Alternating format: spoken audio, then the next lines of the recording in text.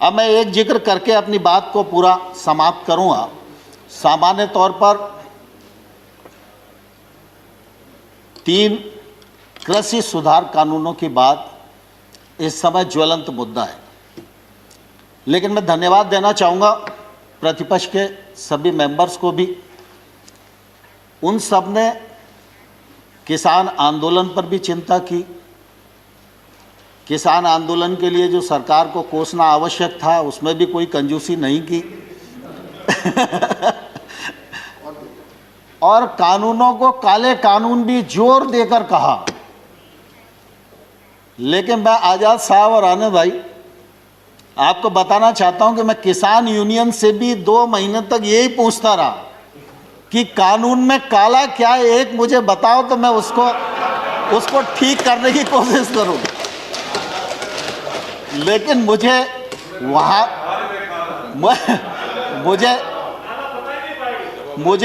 वहाँ भी मालूम नहीं पड़ा। और जब प्रतिपक्ष के मेंबर्स ने भी, दीपेंद्र भाई आपका भी भाषण मैंने सुना, तो मैंने गौर से सुना कि कानून खराब है, कानून को रिपील कर दीजिए, वो हो ही जाएंगे और ऐसा वैसा सब लोगों ने अपनी बात की और करना भी चाहिए उन्हें। लेकिन कानून के प्रावधान को यह किसान के प्रतिकूल है, यह कम से कम किसी ने बताने की कोशिश नहीं की। मैं सर आपके सामने ही बैठा हुआ था। दूसरा, मैं सभापति महोदय आपके माध्यम से आग्रह करना चाहता हूं कि हम लोगों ने ट्रेड एक्ट बनाया।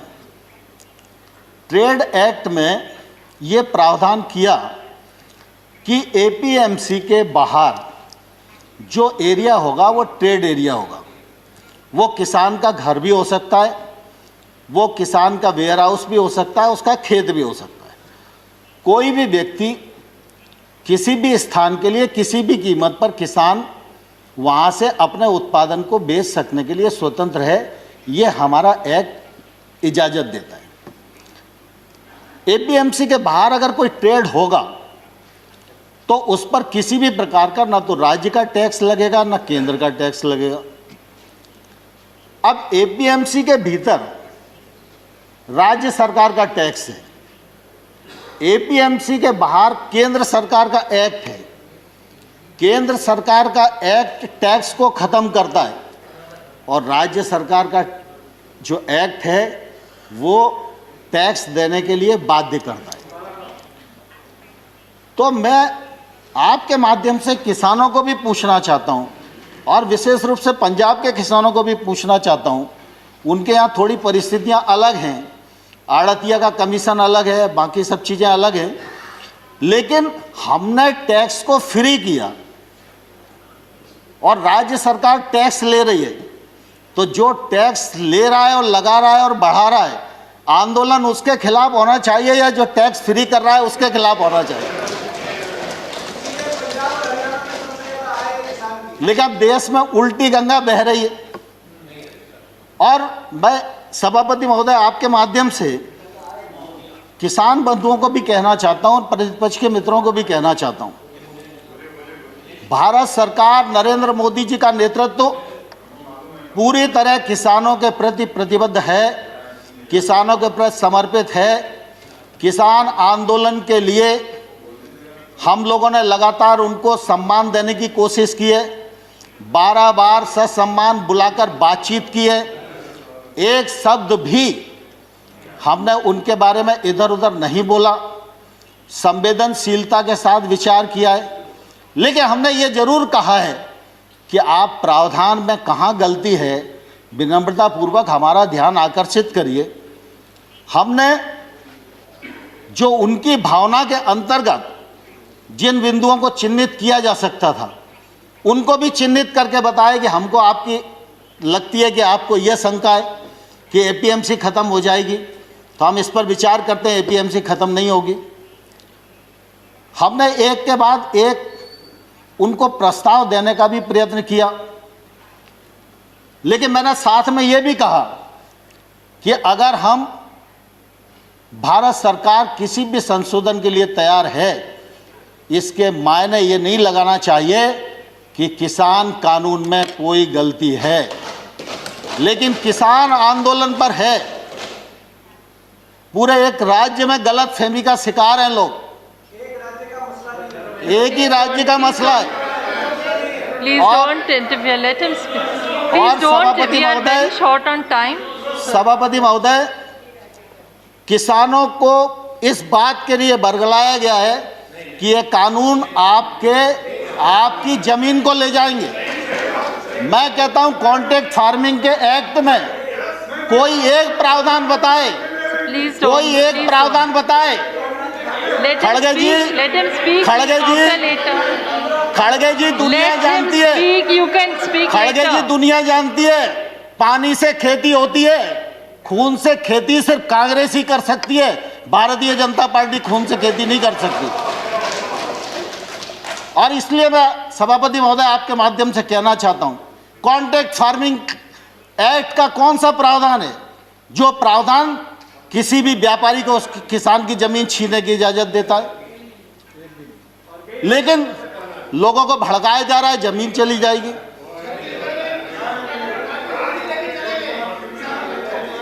No, please, no comments from either side. No comments, please. Let the honorable minister speak. जहां पर भी एक्ट में अगर कॉन्ट्रैक्ट फार्मिंग का प्रावधान किया है, कॉन्ट्रैक्ट मूल्य का प्रावधान किया है, कॉन्ट्रैक्ट मूल्य से फसल का मूल्य बढ़ेगा सीजन पर, तो उसका बोनस के रूप में हिस्सा किसान को मिलेगा, ये प्रावधान किया गया है। और किसान इस एक्ट से कभी भी बाहर हो सकता है, व्यापारी कभी भी बिना पैसे दिए इस एक्ट से बाहर नहीं हो सकता। और मैं सभापति महोदय आपके माध्यम से कहना चाहता हूं, पंजाब सरकार का कॉन्ट्रैक्ट फार्मिंग एक्ट उठाइए, हरियाणा सरकार का कॉन्ट्रैक्ट फार्मिंग एक्ट उठाइए, और वो तो हुड्डा जी के समय पारित हुआ था। और आज अरे प्लीज,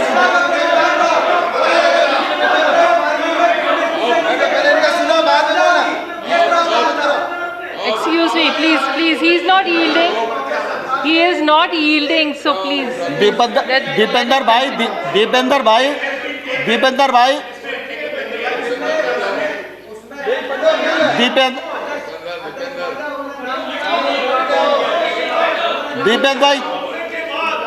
प्लीज, अरे मुझे स्पष्ट तो करने दीजिए।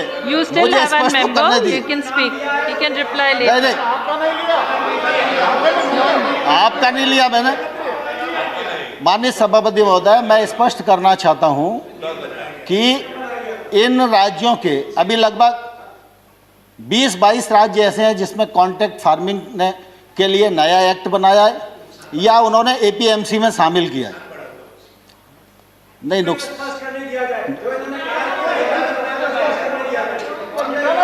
We are already very tight on time. Dipendra भाई, and let him finish. You still have a member to speak. He can reply in that. Honorable Minister, please continue. Honorable Minister, please continue.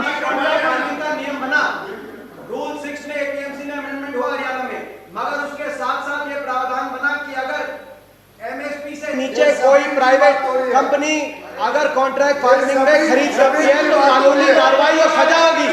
आप सजा का प्रावधान करें। ठीक है दीपेंद्र भाई, आपकी बात आ गई, लेकिन मैं कुल देखिए दीपेंद्र जी, सवाल इसका नहीं है कि उस एक्ट में क्या लिखा है, सवाल इसका है कि कॉन्ट्रैक्ट फार्मिंग एक्ट है या नहीं है, और कॉन्ट्रैक्ट फार्मिंग एक्ट कब बना, और उस कॉन्ट्रैक्ट फार्मिंग एक्ट में अगर किसान गलती करेगा तो किसान को जेल जाना पड़ेगा। ये प्रावधान पंजाब के एक्ट में है और ये पंजाब सरकार के एक्ट में है, और जो भारत सरकार ने एक्ट बनाया है उसमें किसान कभी भी बाहर हो सकता है। आप झूठ बोलेंगे तो हम सुनेंगे नहीं। देखिए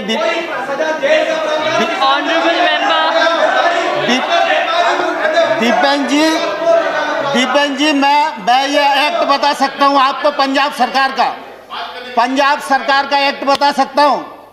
पंजाब सरकार के एक्ट में किसान को जेल जाने का प्रावधान है, और अगर वो नहीं देगा तो 5 लाख रुपए तक का जुर्माना का भी प्रावधान है। लेकिन भारत सरकार का एक्ट, हरियाणा की बात कर रहे हैं कि किसी और एक्ट की बात कर रहे हैं? नहीं, मैं पंजाब की बात कर रहा हूँ। हाँ, कॉन्ट्रैक्ट फार्मिंग, मैंने कहा पंजाब सॉरी, आप हरियाणा। पंजाब की बात कर रही है, हरियाणा की बात कर रहे हैं, तो ये कंफ्यूज होकर बोल रहे हैं।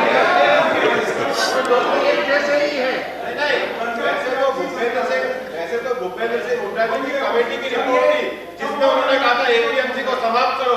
उस बात को अगर इनकार करो तो बताओ। So, Honorable Minister, एपीएमसी को समाप्त करो और ये पंजाब में हुड्डा जी, अब Honorable एक बार Minister, दीपेन जी, हुड्डा जी ने कौन है? किसकी सरकार ने पंजाब में बनाया? yes, yes, sir. When any reference has to be made to a person और state or a state Under which the individual rule? person Under which is rule are not you present putting up here. the point of order? and about a Sir, report Bhatti, under which is which, neither an official report nor a government report. So those under which references must rule, be- Sharma ji, are you making the point of order? Dipendra ji, Hasn't given the Deepen ji rule. Please, Deepen ji please. Honorable Minister, please sit, let him speak. देखिए, ये Honorable contract member, farming act honorable member. और ये trade act, ये सब हुड्डा जी की recommendation के कारण आए। कान खोलकर सुन लो, ये हुड्डा कमेटी की रिपोर्ट के कारण आए। और अब जब दोबारा से कृषि पर बहस हो, जब कृषि पर बहस हो, तब आप पढ़ के आना और बहस करना, मैं जवाब Under दूंगा which आपको। rule, sir?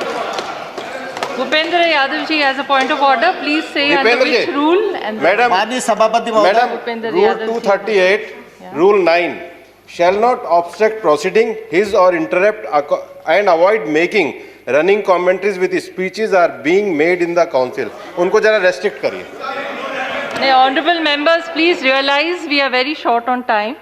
And नहीं, let the सभापति महोदय, honorable मैं minister 2 मिनट finish में his समाप्त कर रहा हूँ। speech. You still have one member who can speak, so they can respond to what honorable minister is saying. So, माननीय honorable सभापति minister, ji, please don't give a माननीय chance and सभापति जी, complete it. मैं आपके माध्यम से सदन को बताना चाहता हूं, खरीद में ट्रांसपेरेंसी आए, ई ट्रांजैक्शन बढ़े, किसान को वाजिब दाम मिले, इलेक्ट्रॉनिक ट्रेड बढ़े। इसके लिए 1000 मंडियों को इनाम मंडी के रूप में परिवर्तित किया और 1000 और अब कर देंगे, बजट में प्रावधान हो गया। इसी प्रकार से लगातार हमने कोशिश की है कि कृषक की आमदनी दोगुनी हो और किसानी का योगदान देश के जीडीपी में तीव्र गति से बढ़े। ये जो कृषि सुधार बिल हैं, ये बिल भी इसी दिशा में एक महत्वपूर्ण कदम है। मैं आपके माध्यम से सारे सदन को भी और सारे किसान भाइयों को भी ये कहना चाहता हूँ कि प्रधानमंत्री नरेंद्र मोदी जी किसानों के लिए समर्पित हैं और रहेंगे। नरेंद्र मोदी जी ने कृषि सुधार बिल जो लेकर आए हैं, वो किसान के जीवन में क्रांतिकारी परिवर्तन लाने वाले हैं, किसान की आमदनी बढ़ाने वाले हैं और देश आगे बढ़े, गांव आगे बढ़े, किसान आगे बढ़े और देश का इकबाल पूरी दुनिया में बुलंद हो। इस उद्देश्य के साथ मोदी सरकार इस देश में काम कर रही है। माननीय सभापति महोदय, बहुत बहुत धन्यवाद। धन्यवाद सोमत जी।